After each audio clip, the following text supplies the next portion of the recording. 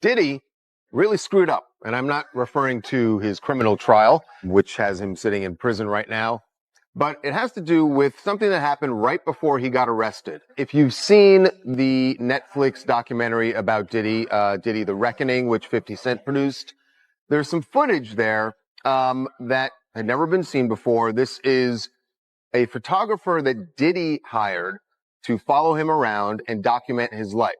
That footage ended up going to 50 Cent. And maybe that's what Snoop went through. I don't know. But let the people know, because it was too early back then. You know, Pac just had died. So this one night, 50 called me up and, you know, they got him on the phone. Me and him was just talking. We was talking about old time shit, you know, sit down with Black Hands, sit down with, you know, with Puff Kids, the whole Puff situation, and this documentary. According to multiple discussions around the situation, there were disagreements about who actually owned the footage and who could decide what the public sees. It's been alleged that Diddy wanted full control over how the story would be told, especially if things didn't go his way. But reports suggest that wasn't an option. And just like that, a project meant to protect his image may have turned into something unpredictable. But here's where things take a strange turn. If cameras were rolling during all of this, what exactly did they capture? That question alone has fueled speculation online. Because in situations like this, it's not always what's released that matters. It's what stays hidden. Suge Knight. It's from his podcast with Dave Mays, and he's speaking on, you know, Tupac and Snoop being cool, and how, you know, after Tupac got killed, Snoop started hanging out with Diddy. And, you know, he also speaks on how, you know, Snoop, he did the Steve Harvey show with Diddy after Tupac got killed. Check this out. Okay. It's down right now. Then you look at the scenario how everybody used Pac to make their stuff famous or make their project better. You got people who use their songs for Pac and tell them how much they love Pac, but they do songs for Puffy. You got Steve Harvey over bit that, you know, this motherfucker telling, well, Pac, according to everybody else, he brings Snoop and Puffy on there and say, these are dudes who's running this in the East Coast, West Coast. What's up, Snoop? What's up, huh? Hey, whoa. Wait a minute, fellas here. Hold up. You know, I know all about this East Coast, West Coast rivalry thing here, but we in Chicago now. This rivalry stuff, we got to stop it, man. We stop that, we stop a lot of this violence. Yo, Steve, check this, man. All that East Coast, West Coast stuff is a bunch of media hype. So my dog from day one, you know what I'm saying? It's all good between me and him. That's my people. Real, that's what we came in for. We came in and light it up and ride it up. We made mutual hand. Now, Pac, if you love Pac so much, how you with the mother that everybody say got something to do? The first get down, it happened to Pac in New York. Then the second one. What you think about Suge comments? And I've never asked you this before, but did you have an issue with Snoop hanging out with Diddy after Tupac got killed? I always felt that was wrong. I'm gonna just keep it real. I'm talking about from that, like now, okay. You know what I mean? I'm 46, Snoop probably early 50s. If he figured out now, he might go by the opinion like, okay, Puffy had nothing to do with Pac. You know, we grown now. If he want to be his friend, no problem. But back then, that was just awkward. You know what I mean? And the reason why it was awkward to me that I never even like it because you knew how Pac felt about this individual. You know what I mean? Even if you don't agree with him, you probably could have said, you know what? I probably ain't gonna come out, publicly with this because until things clear up. So I really know I could be certain that, they didn't have nothing to do with Pac. But it's like, it was no, okay, it is what it is. So that I never really respected that back then. So you had an issue with it. You didn't like it. Never really liked it. It just was a strange look because you was Pac boy.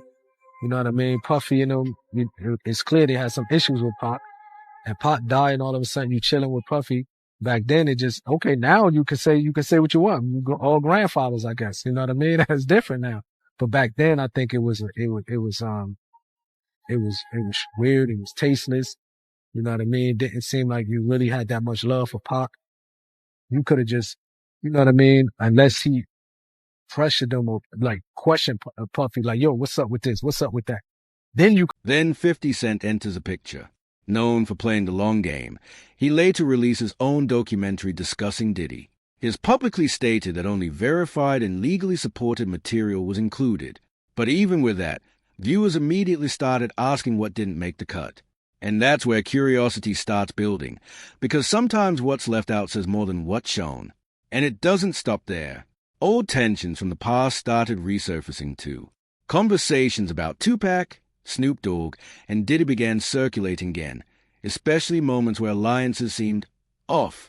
Some figures from that era have claimed it looked strange seeing certain connections happen so soon after Tupac D. Ed, though these opinions remain disputed and not proven. Still, it raised questions people never fully answered.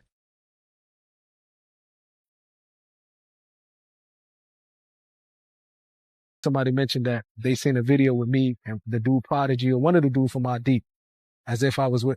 They don't know the backdrop of that. I went to his hotel room ready to fight. Like, bro, I'll fight everybody in that room one-on-one. Even if I lose, it doesn't matter. The Outlaws was with me. My homie Tiny, the Mexican homie, was with me. I didn't go there and say, let me get in a video with these guys. I went there knocking on their door. Doom, doom, doom. Tell them dudes to come out. What's up with y'all? What's up with you and Pop? You got a problem with Pop? Cause we could just fight like man to man, face to face, and then shake hands. That was my approach with them. But when they told me they didn't have no problem, I don't mind being with you. You know what I mean? I don't mind shaking your hand because they told me they had love for Pop. So that's different. You know what I mean? If he come out and say, well, I already, I questioned Puffy about it. I believe that he didn't, he loved Pop. That's my opinion. I can move the way I want to move. So when people try to, I noticed somebody, I think on your page do that. Well, Napoleon was in the video with Mobb Deep. They don't know how I got in that video with Mobb Deep. You know what I mean? I pulled up on him but I'm the type of person, I never been a bully type of person. You know what I mean? If I talk to a person like a man and they tell me face to face, look, I got love for Pop, I'm comfortable to know if I can look in their eyes and if I believe what they said, I have the right to say, okay, no problem. I believe you. You know what I mean? And maybe that's what Snoop went through. I don't know. But let the people know because it was too early back then. Pop just had died. You know what I mean? Like he had the right to say, the reason why I'm rolling with Puffy, I questioned him about my homie. He gave me this answer. So then he did what he had to do, but it just, you know what I mean? I never really agree with that, to be honest. The same way I couldn't be on the stage with him. When they wanted to do that tribute, I just couldn't do it. Like, I really felt in my heart, like, man. Others, however, have pushed back on those narratives, saying things weren't as simple as they looked. Some accounts suggest there were private conversations behind the scenes, where people confronted each other directly and cleared misunderstandings face to face. According to those perspectives, public appearances didn't necessarily reflect loyalty shifts. They reflected conversations we never saw. But that only makes things more complicated, because now it's unclear what was real and what was just perception.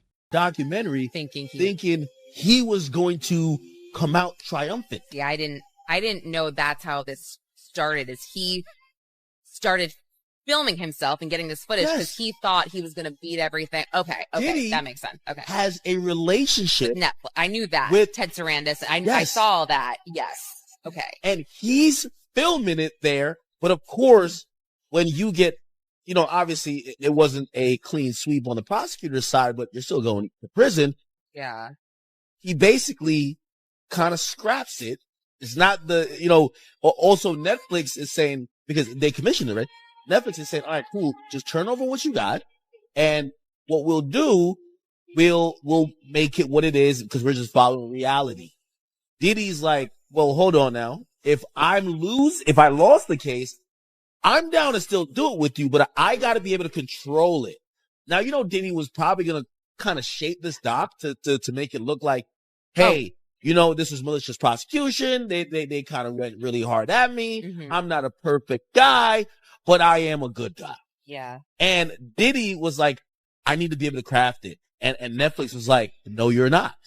And he's like, well, my question is, did he sign the footage over to Netflix so they own it? Mm-mm. Like, how were they able to do this without his? No, but he didn't pay for it. So essentially, they're calling it a payment error. So essentially, the deal falls apart, or he's like, hey, we're not going to do this. So awkward. And the people who did the work that have all this footage, they're like, so wait, you told us to film because this is going to be on Netflix.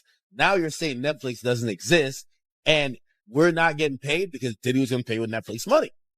And Netflix realized this And they went to the filmers and said, And then there are the claims tied to old lyrics and statements. Over time, people have gone back, analyzing words, trying to connect dots, and building theories about what might have been happening behind closed doors. It's important to note that many of these claims are still unproven and heavily debated, but the fact that they are being revisited now adds even more fuel to the mystery, which brings everything back to one question. If Diddy really documented his life during that critical period, where's all that footage now? Some believe it's sitting unreleased. Others think parts of it may have already surfaced without people realizing. And a few believe it could still come out one day and completely change the narrative overnight. Because in the end, this isn't just about what we've seen. It's about what we haven't. And if even a fraction of that unseen footage tells a different story, what else is still waiting to be revealed? To look at this through the prism of a modern-day rhetorical genius, we're talking about the one, the great, the 50 Cent. All right. This guy's skill at rhetoric is absolutely next level. And this totally ties in with, how he famously is a big fan of Sun Tzu, The Art of War. Now, rhetoric with a capital R, I can just give you the definition of that. That's basically public speech, particularly public speech that is to persuade. Any persuasive public speech is rhetoric, right?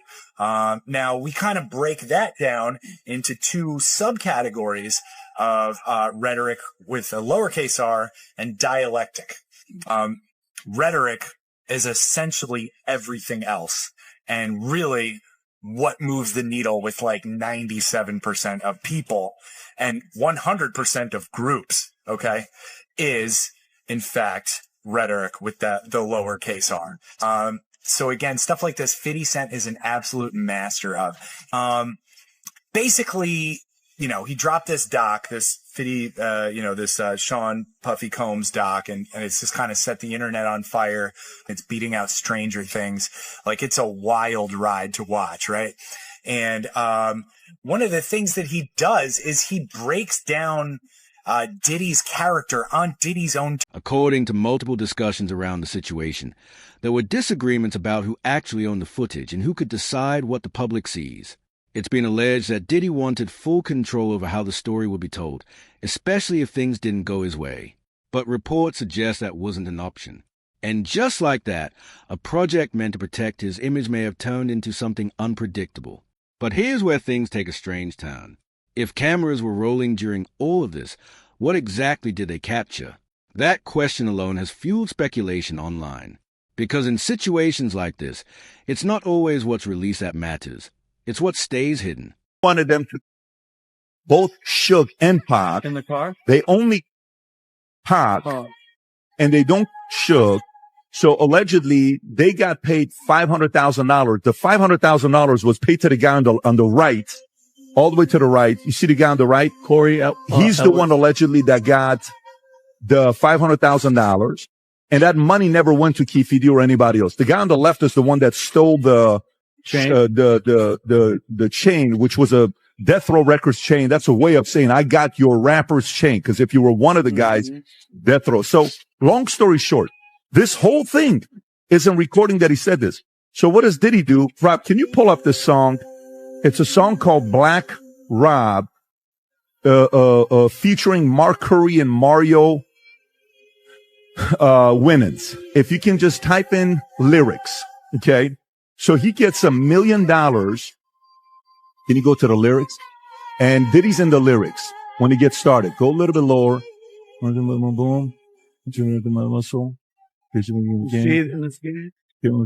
you type in the word in there, Rob? Nice guy. Type Control F, nice guy. Okay, right there. Look at it's 1999. No more Mr. Nice Guy. Been nice too long. I'm just going to start making y'all disappear. Man, first I'm going to take your records off the radio. Then I'm going to erase your social security number. Take your birth certificate out flies. I'm going to do your whole effing family. Ain't nothing but mercy. And then, by the way, in the lyrics, he says, I'll drop $1 million on your head to erase you. Can you type in, I'll drop $1 million, just put Control F, Just go to Google and type this out. I'll drop $1 million on your head. I'll drop $1 million on your head and just put Diddy next to it. Right there. See, it says Black Rob. What song came up? Crazy. I'll drop $1 million on your head. Erase you and your whole family, biatch. Wow. He's saying it in the song on what he did. Then 50 Cent enters the picture. Known for playing the long game, he later released his own documentary discussing Diddy. He has publicly stated that only verified and legally supported material was included. But even with that, viewers immediately started asking what didn't make the cut. And that's where curiosity starts building, because sometimes what's left out says more than what's shown. And it doesn't stop there. Old tensions from the past started resurfacing too. Conversations about Tupac, Snoop Dogg, and Diddy began circulating again, especially moments where alliances seemed off. Some figures from that era have claimed it looked strange seeing certain connections happen so soon after Tupac D. Ed, though these opinions remain disputed and not proven. Still, it raised questions people never fully answered. Being out there and allowing Misa to come out there to make money, however she was doing it, to feed her family. He vowed down that it's like, yo, I ain't never with her again, and I ain't never with him again. Puff and Suge had a conversation behind the House of Blues about was we all right, and Tupac was alive. Tupac wasn't dead. So if it was a war, Suge ain't having no conversation with Puff about we good. I know he could be doing the Hoboken hustle, trying to fool him, brother. But had he killed my man or something like that, I wouldn't have no conversation with Puff. I'd been like, yo, you know what y'all niggas done? You know what happened? And there wasn't no conversation like that, brother. There wasn't no conversation whereas that, Suge made Puff feel like I'm going to get you a payback for what happened to Jake. This was more so that Puff, for whatever reason, Suge, for whatever reason, he was mad at Puff. And Puff, for whatever reason he was mad at Suge, it was between them two. It wasn't no whole East Coast wanted the West Coast dead, and the West Coast wanted East Coast to dead, because they still was going out, still chilling, still at places with each other. It was Bad Boy, and it was Death Row. There was no East Coast and no West Coast. West Coast dudes were still coming out on the East Coast getting love. East Coast niggas was still going out on the West Coast getting love. It was Bad Boy versus Death Row. And that's what it was, bro. And it was because of the two CEOs. But Suge tried to straighten it out. I got to get at the Suge. The Death Row East Coast, the Death Row East was going to bring in Eric B. It was going to bring in Big D. And those brothers was from the East Coast. So now they was looking for a representative to come to the meeting from Bad Boy so they could straighten out the between Pac and Big and Death Row and Bad Boy. And Puff is the one who refused. Puff is the one to refuse to send a representative or either come himself. And got mad at Zip and them because they were in the Mirage on 57th Street partying with Suge Knight. Got mad at them. And Zip hung up the phone on behind that. Others, however, have pushed back on those narratives, saying things weren't as simple as they looked. Some accounts suggest there were private conversations behind the scenes, where people confronted each other directly and cleared misunderstandings face to face. According to those perspectives, public appearances didn't necessarily reflect loyalty shifts. They reflected conversations we never saw. But that only makes things more complicated, because now it's unclear what was real and what was just perception. So I don't know where you get all the extras from, but they had a conversation at the hospital and all that. That's absolutely not true. Say less, if you know what I mean. But instead of just saying less, since I've been in here, Snoop and other people been having people trying to bail the guy out, Keefy D, because he talking too much. Raising them trying to do stuff for Puffy because they say he talking too much. They even had somebody talk to me and say, hey, you can help him get free. I said, look, I don't have nothing to do with none of that, and I'm not leaving prison to go to nobody county jail. To the point they were saying, well, you can't leave and sacrifice a little bit in the county jail to stop that black man from getting life. Hell no. I ain't wishing bad on him at all because I don't want to see nobody go to prison. And like I told you last time, as I find out more details about certain things, I probably would go to the Vegas County Jail if me and Keefy D with Sellies. We have a good conversation after I give him, six upside his head, another 6 in his body, and another 2. But yeah, that's different than happened with Snoop.